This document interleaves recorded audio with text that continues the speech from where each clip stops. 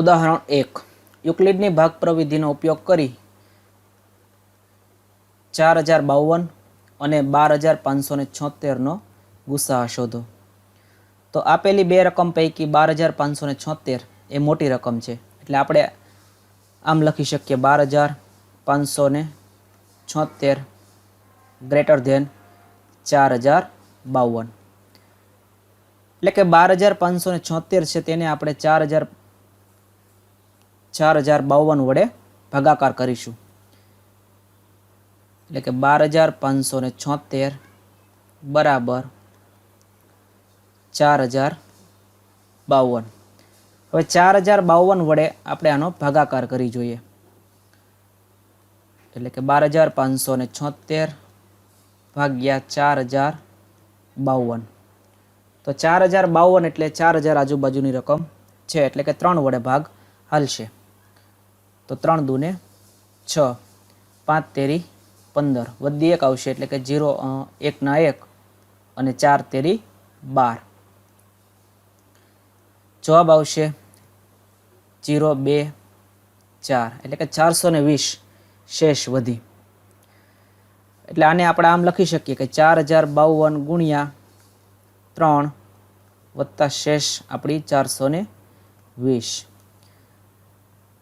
હવે જે આપણા ભાજક હતા એને આપણે આગળ લખવાના.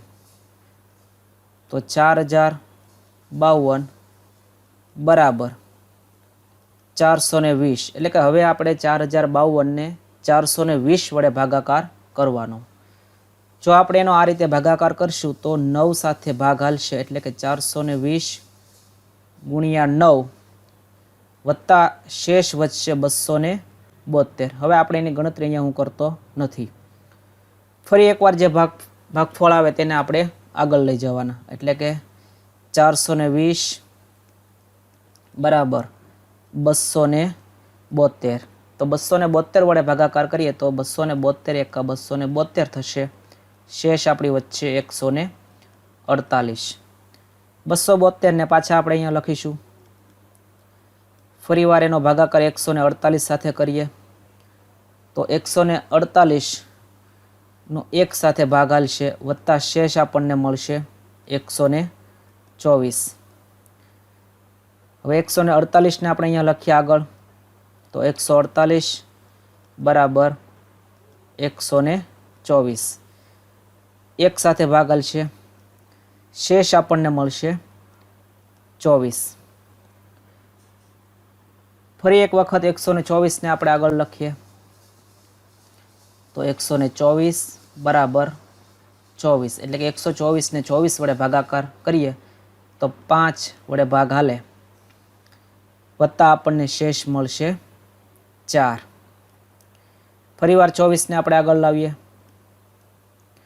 તો 24 બરાબર શેષ છે 4, એટલે કે 4 વડે ભાગાકાર કરતા આપણને ખ્યાલ છે કે 6 ચોક 24 વત્તા શેષ વચ્ચે 0.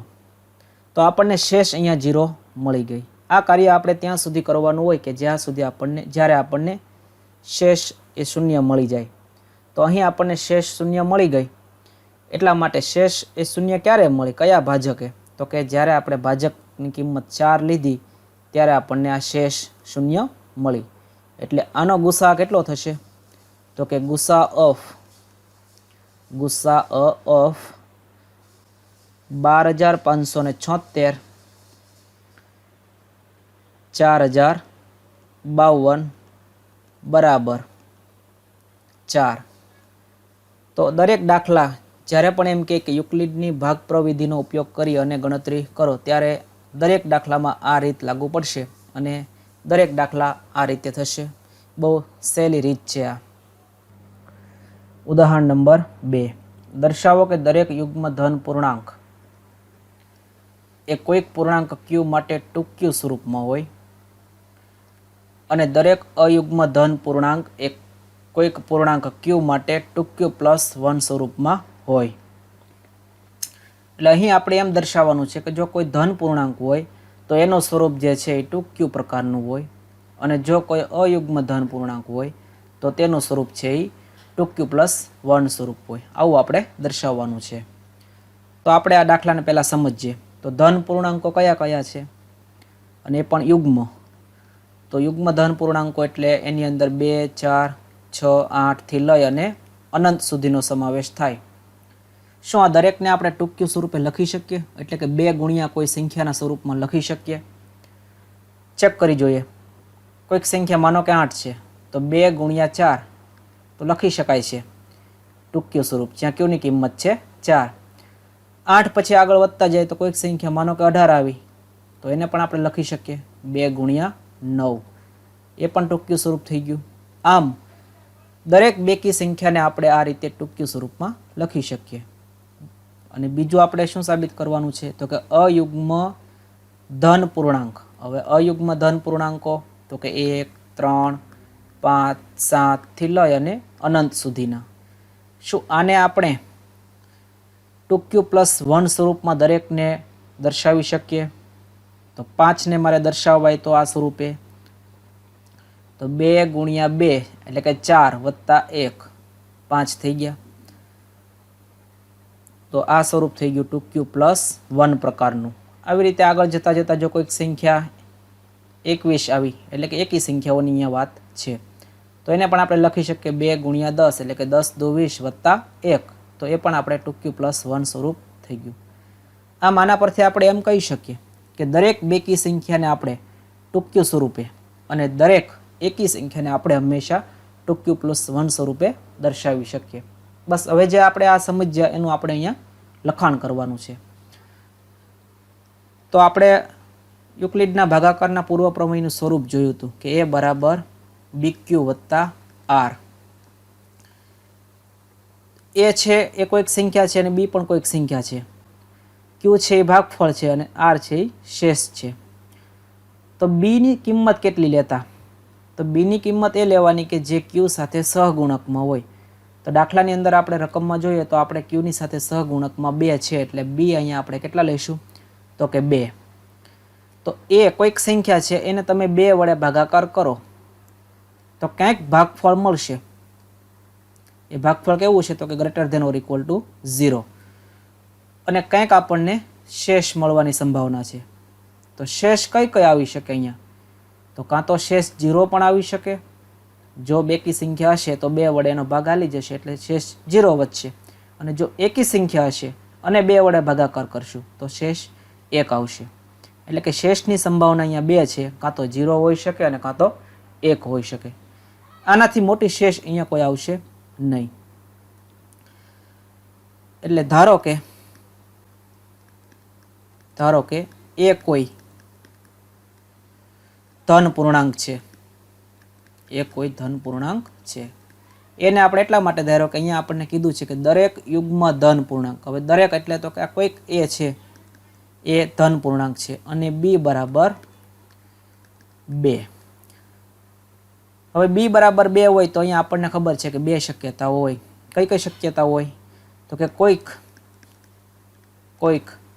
q > 0 માટે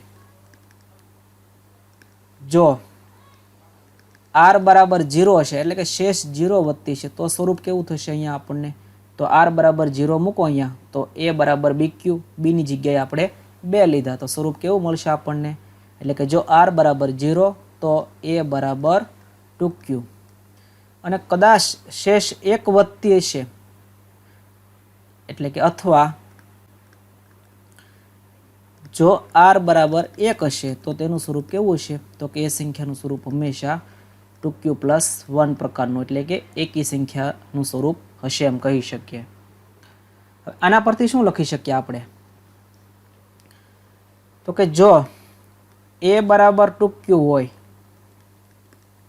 તો a અને એકમાત્ર એ 2 વડે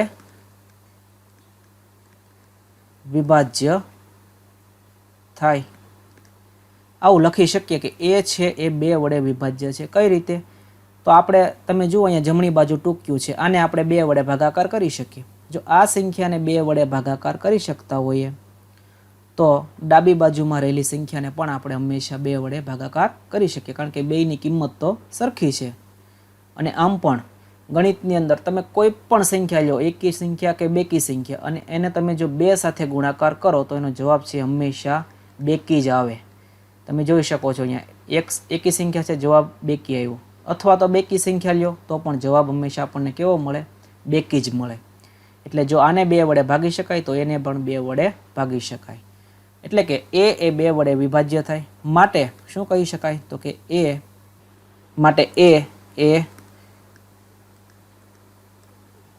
યુગ્મ ધન પૂર્ણાંક છે. તેવી જ રીતે જો a બરાબર 2q + 1 હોય તો એ 2 વડે વિભાજ્ય નથી. આપણે જોઈ શકીએ છીએ કે આને 2 વડે ભાગાકાર થાય નહીં, અને 2 વડે ભાગાકાર કરી ન શકો તો પછી એ 2 વડે વિભાજ્ય નથી. તો એ અયુગ્મ ધન પૂર્ણાંક છે. આમ આપણે આપણા સરળ શબ્દોમાં સાવ સિમ્પલ લખાણ કરવાનું છે, અને આના પરથી આપણે એમ લખી શકીએ કે આમ જો એ ટૂંક્યું સ્વરૂપ ન હોય, ટૂંક્યું સ્વરૂપ હોય એટલે કે એનું સ્વરૂપ છે એ ટૂંક્યું હોય તો દરેક એ યુગ્મ થશે. અથવા જો એ ટૂંક્યું +1 સ્વરૂપનું હશે, સ્વરૂપ હોય તો દરેક એ અયુગ્મ થશે. ઉદાહરણ નંબર 3. દર્શાવો કે કોઈ પણ અયુગ્મ ધન પૂર્ણાંક એ કોઈક પૂર્ણાંક q માટે 4q + 1 અથવા તો 4q + 3 ના સ્વરૂપમાં હોય.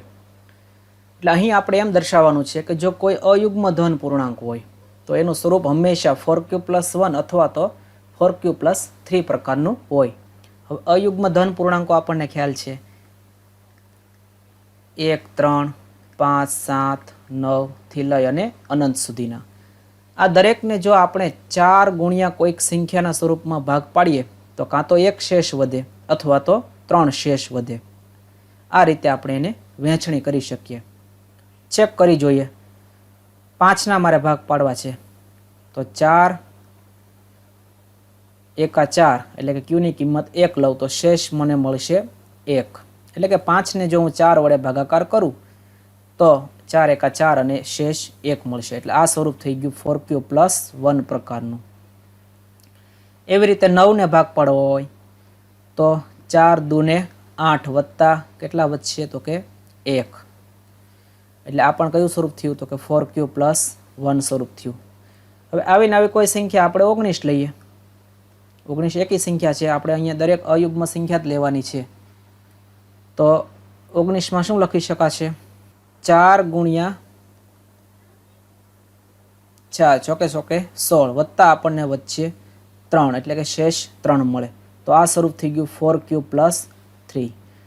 તો જો તમે આવી રીતે 1 થી લઈ અને અનંત સુધીની દરેક એકી સંખ્યાઓના આ રીતે ભાગલા પાડો તો 2 જ પ્રકારના હંમેશા સ્વરૂપ મળે. કાં તો એક સ્વરૂપ એ 4q + 1 હોય અથવા તો બીજું સ્વરૂપ છે એ 4q + 3 પ્રકારનું હોય. એની સિવાયનું એક પણ સ્વરૂપ અહીંયા મળે નહીં.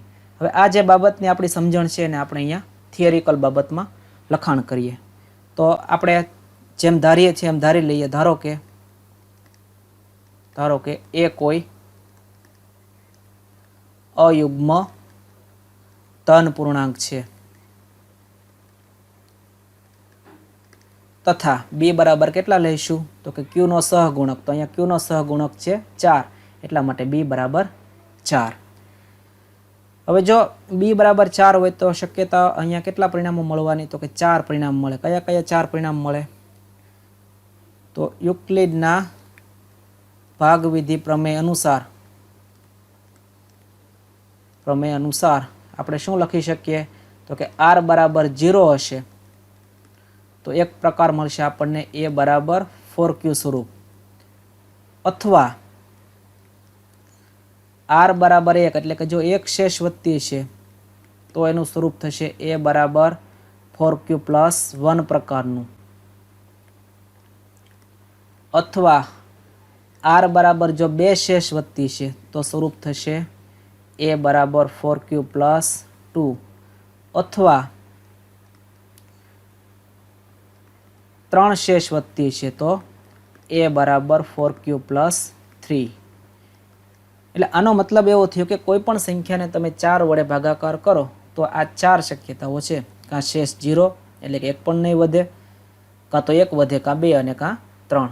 હવે આની બહારનું એક પણ પરિણામ આવે નહીં, આપણે જાણીએ છીએ. હવે આપણે આ પરિણામ જોઈએ તો આપણને ખ્યાલ આવશે કે જો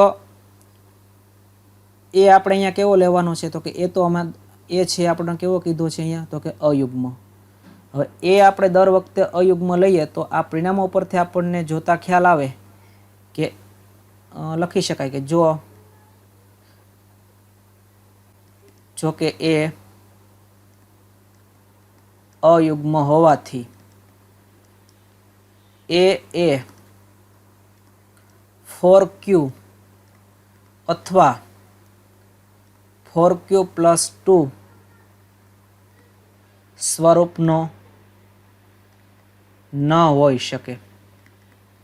હવે શા માટે ન હોઈ શકે, તો કે જો 4q પ્લસ નો હોય તો એને આપણે 2 વડે ભાગાકાર કરી શકીએ, અને કોઈ પણ સંખ્યાને તમે 2 વડે ભાગાકાર કરી શકો તો એ હંમેશા યુગ્મ સંખ્યા હોય. આપણી અહીંયા વાત છે અયુગ્મ સંખ્યાની, એટલે આપણો એ જે છે એ હંમેશા અહીંયા અયુગ્મ સંખ્યા જ હશે. એટલે 4q સ્વરૂપ એનું ક્યારેય હોય નહીં, એટલે કંઈક શેષ તો મળે જ. અને 4q પ્લસ 2 પણ ન હોઈ શકે, કારણ કે 2 સામાન્ય કાઢો તો એમાંથી પણ આપણે એને 2 વડે ભાગાકાર કરી શકીએ. એટલે અહીં આપણને એમ ખબર પડે કે એ છે અયુગ્મ હોય તો આ 2 સ્વરૂપ એના હોઈ શકે નહીં. એટલે આપણે કારણ પણ લખી શકીએ, કારણ કે બંને સ્વરૂપ 2 વડે વિભાજ્ય છે. તો કયા 2 સ્વરૂપો હવે વધશે, તો કે 4q પ્લસ 1 અને 4q પ્લસ 3. તો આપણે આના પરથી લખી શકીએ કે માટે કોઈ પણ અયુગ્મ ધન પૂર્ણાંક એ 4q પ્લસ 1 અથવા તો 4q પ્લસ 3 સ્વરૂપનો હોય.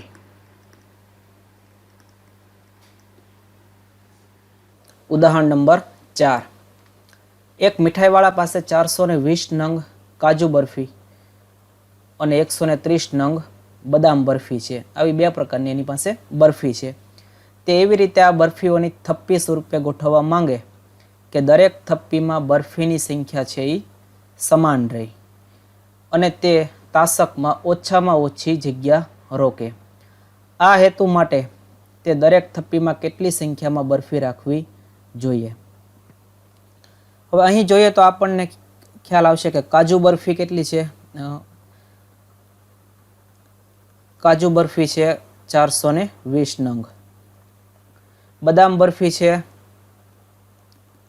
130 નંગ. આની આપણે ગોઠવણી એવી કરવાની છે, તાસક એટલે માનો કે કોઈ વાસણ છે આ રીતું, અને આની અંદર આપણે ગોઠવણી બરફીની એ રીતે કરવાની છે કે આ થપ્પી જે કરીએ આપણે એ થપ્પીની અંદર બરફીની સંખ્યા સમાન રહેવી જોઈએ. જો 10 થપ્પી કરીએ તો 10 ની અંદર માનો કે 50 નંગ આવ્યા હોય તો દરેકે દરેક થપ્પીમાં એક સરખી સંખ્યામાં બરફી આવવી જોઈએ. હવે અહીંયા કાજુ બરફી જે છે એની સંખ્યા 420 છે અને આની સંખ્યા છે 130. હવે માનો કે મારે 2 થપ્પી કરવી છે, કારણ કે મારે જેટલી ઓછામાં ઓછી આ જગ્યા બચે એમાં મને ફાયદો છે, મારે આ જગ્યા બચાવવાની છે.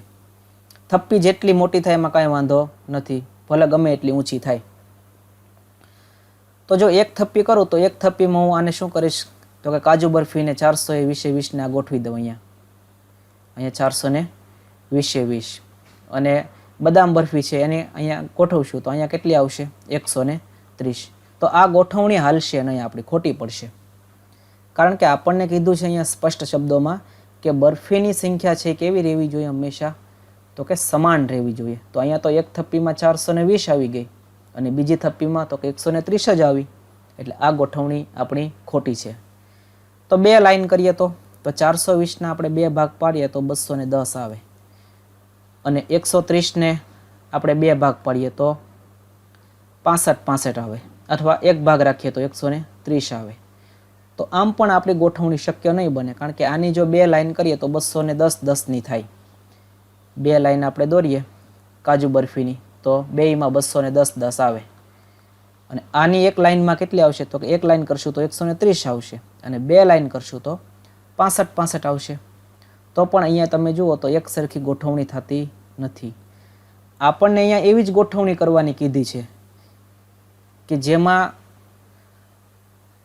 બરફીની સંખ્યા સરખી રહે. માનો કે તમે અહીંયા 10-10 ગોઠવો તો 10-10 બરફી ગોઠવવાની છે તો બધે પછી 10-10 જ હોવી જોઈએ, એનાથી વધારે ક્યાંય હોવી જોઈએ નહીં અને ઓછી પણ ન હોવી જોઈએ, અને ઓછામાં ઓછી થપ્પી થાય એવો પ્રયત્ન કરવાનો છે.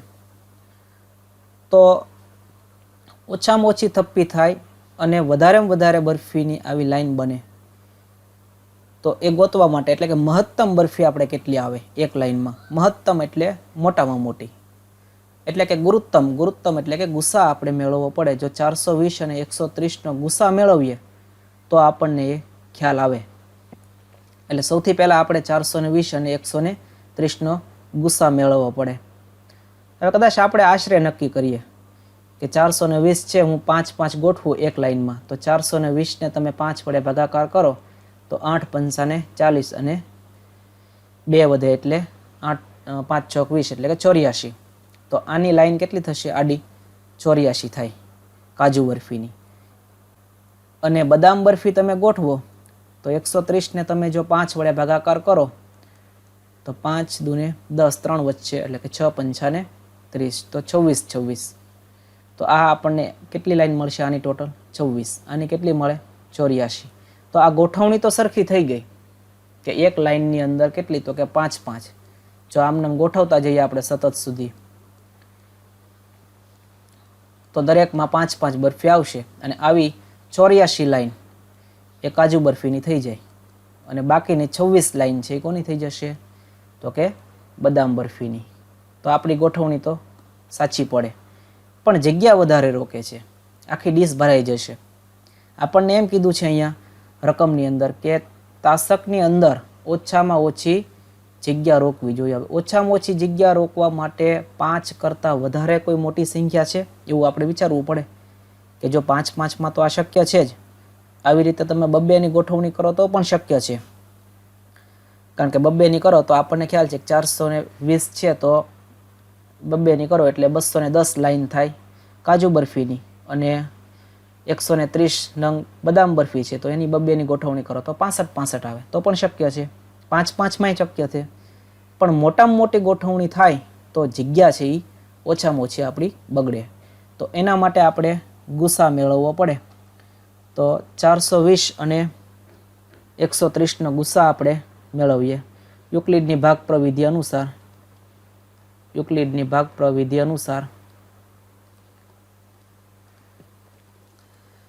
420 એ 130 કરતાં મોટા છે, એટલે કે 420 બરાબર આમ લખાય 130. 420ને આપણે 130 વડે ભાગાકાર કરીએ તો એ 3 વડે ભાગ હાલશે, 13 39 થશે એટલે કે 390.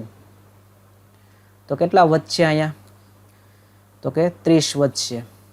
હવે 130 આપણે આગળ લઈ લઈએ અને 30 વડે ભાગાકાર કરીએ તો 30 છોક 120 એટલે 10 વધશે આપણી પાસે. હવે આ 30ને આપણે આગળ લઈ લઈએ, 10 વડે ભાગાકાર કરીએ તો 10 તેરીને 30 વત્તા 0. તો ક્યારે 0 આવ્યો, કયા ભાજકે 0 આવ્યો તો કે 10, એટલે આપણો ગુસ્સા કેટલો થશે અહીંયા તો કે 10, એટલે કે ગુસ્સા ઓફ 420 130 બરાબર 10.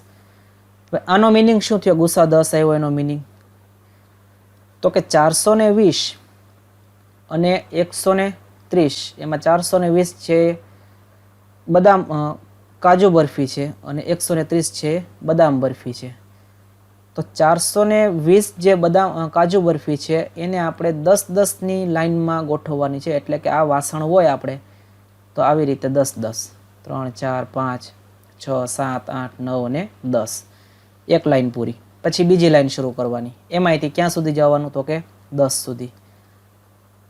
આવી રીતે તમે 10-10ની લાઈન કરો તો અહીંયા 420 નંગ છે એટલે એને 10 વડે ભાગાકાર કરીએ તો કેટલી લાઈન બનશે ટોટલ? તો કે કાજુ બરફીની બનશે 42 લાઈન અને બદામ બરફીની કેટલી બનશે? તો કે 130 છે.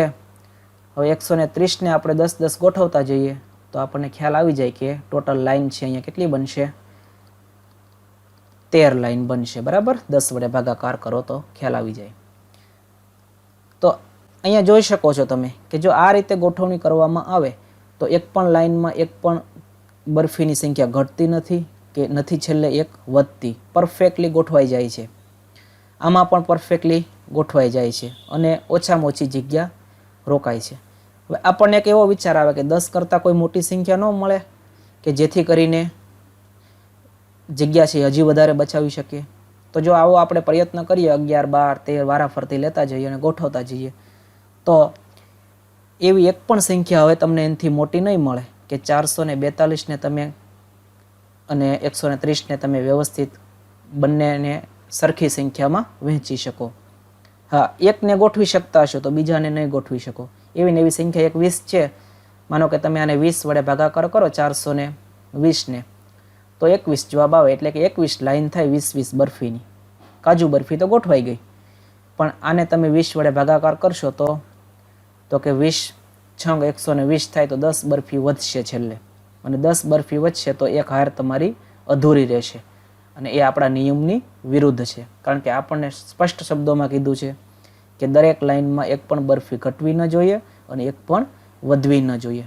એટલે મોટામાં મોટી સંખ્યા એટલે કે એનો ગુસા 10 છે. એટલે અહીંયા આની સિવાયની કોઈ ગોઠવણી શક્ય નથી. હા, નાની ગોઠવણી કહે તો 2 પણ શક્ય છે, 5ની પણ શક્ય છે. 5-5 ગોઠવો તો પણ કમ્પ્લીટલી થશે, 2-2 ગોઠવશો તો પણ કમ્પ્લીટલી થશે. પણ મોટામાં મોટી સંખ્યા 10 આવશે. એનાથી મોટી અહીંયા કોઈ સંખ્યા મળશે નહીં. વિદ્યાર્થી મિત્રો, દરેક પ્રકરણના સ્વાધ્યાયના દાખલાની ગણતરી, બધા જ ઉદાહરણની ગણતરી તથા સમજૂતી, દરેક પ્રકરણની યુનિટ ટેસ્ટ જવાબો સાથે, બોર્ડની પરીક્ષાને અનુરૂપ પ્રેક્ટિસ પ્રશ્નપત્રો, દરેક પ્રકરણના વધારાના દાખલા, ઉપરોક્ત દરેક યુટ્યુબ વિડીયોની લિંક માટે અમારી વેબસાઇટ www.gujaratimaths.com ની મુલાકાત લો. Thank you.